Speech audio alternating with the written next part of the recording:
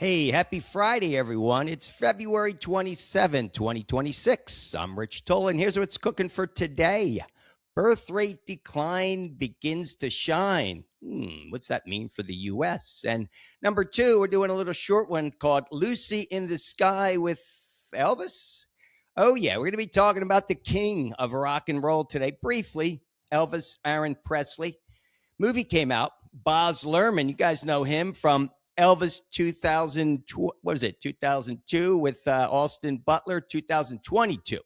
I love that movie. Austin was awesome. But hey, let's jump right into this, the ABCs, because it's what it's all about, your foundation, right? All body workout, blissful sleep, colorful diet. Well, I nailed it today, guys. Got the A grade. So, all good.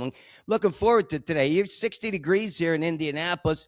Has spring sprung? Not sure, but it's going to be an awesome day. So, get out there. That's what I'll be doing after this. And let's jump right into the first story. Birth rate declines begin to shine. I don't know if you're reading the news here, but it's a startling statistic, or is it startling?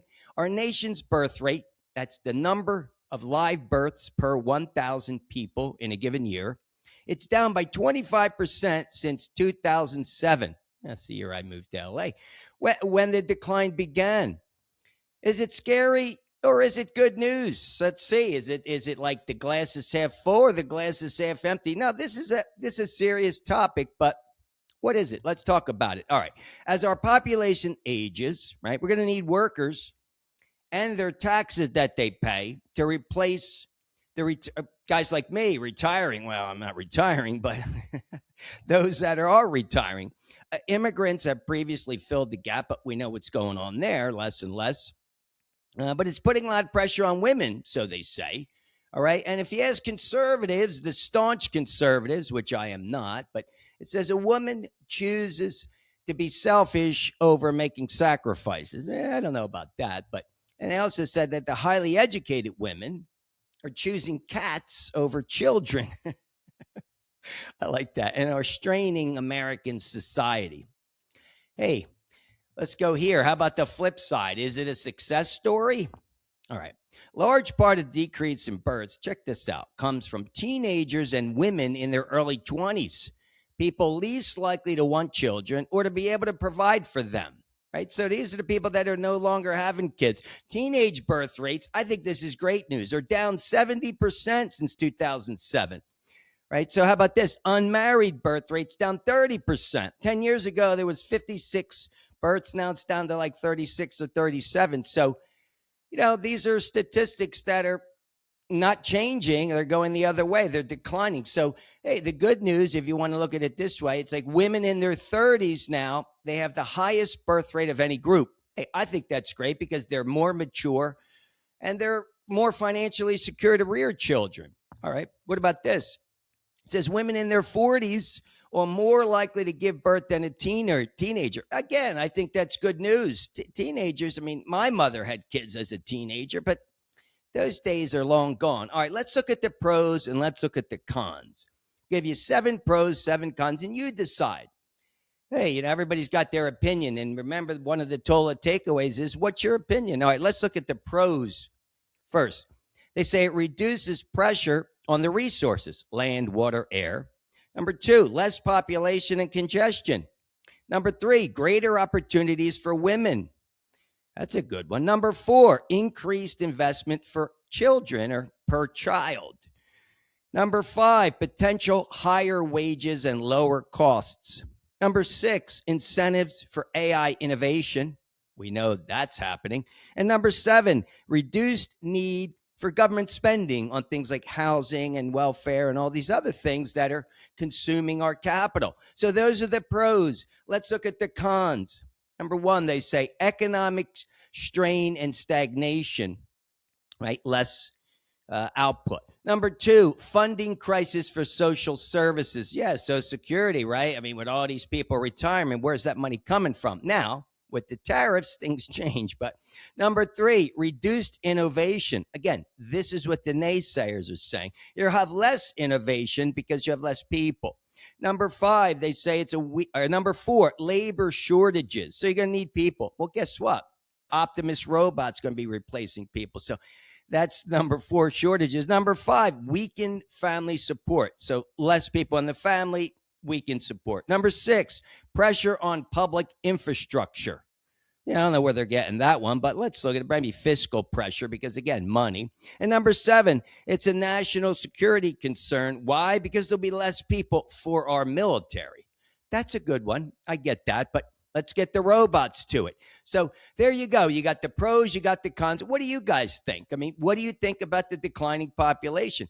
Other countries, it's imploding. I mean, we don't get into the other countries, but for the U.S., what do you guys think? I mean, we'll talk about that. Put them in the comments. I mean, I know you can probably figure out what I'm thinking, but anyway, I think it's a good thing.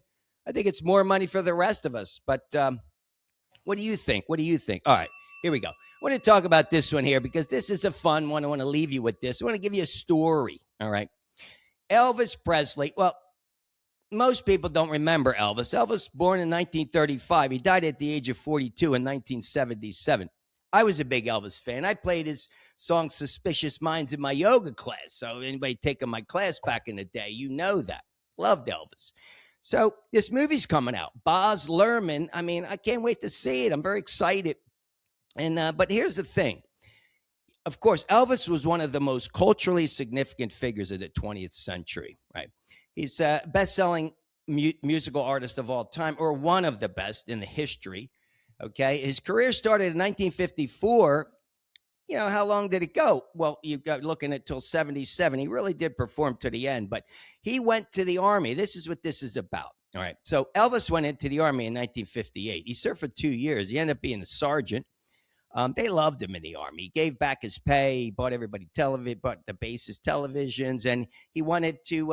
He worked at it. He wasn't just a pretty face. But let me tell you, Elvis gets out of the Army. This is early March. This is a true story. So it's like the first week in March.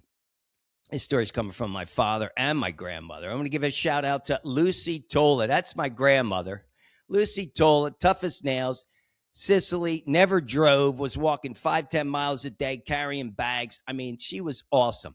She owned a diner across the street from the Trenton train station back in 1960. This tiny little diner. Anybody, no one's going to remember that, but right across the street, this little sort of narrow, and it just had a counter with stools, a couple of little booths. And I remember we used to go to the Trenton YMCA. It was right next to it. And we would go, and then we'd go have soup, pasta fazool. My grandmother made everything. So here's the story.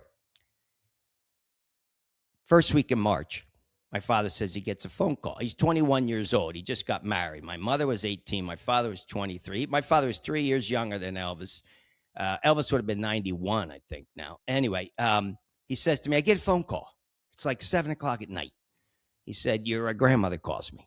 And she's like, hey, Elvis is here. And he's like, my father's like, what? What are you talking about? She goes, Elvis. He's like, you mean Elvis Presley? The singer Elvis? She goes, yeah, Elvis, he got off the train. I think he got off the wrong stop.